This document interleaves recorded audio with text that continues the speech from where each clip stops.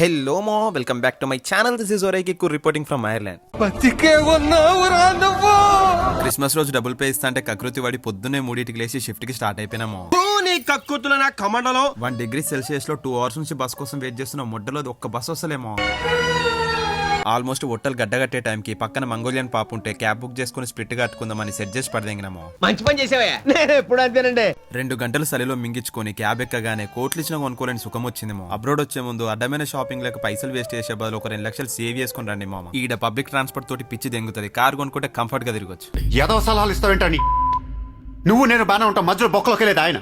చలో ఇక black and black వేసుకుని కూలి పనికి క్లాక్ ఇన్ అయిపోయినాము. డ్యూ టు క్రిస్మస్ పండుగ there are not too many so customers in the shop మామ. ఇంగ్లీష్ పార్ట్ టైం అయిపోయి ఇంటికి పోతుంటే దయ్యాలు దెబ్బలేసుకున్న రాత్రి ఇదోతో మూల కూర్చొని ఏడుస్తుందేమో. అసలే ఇంగ్లీష్ దయ్యాలు ఏ సెకండ్ అటాక్ చేసి పడదెంగుతాయని ఆల్మోస్ట్ ఒట్టలు నోట్లోకి వచ్చిన మూమెంట్ మో అది. దాని దెబ్బకు స్పాటిఫై ఓపెన్ చేసి సీదా హనుమాన్ చాలీస్ పెట్టుకొని సేఫ్ గా ఇంటికి రీచ్ అయిపోయినాము.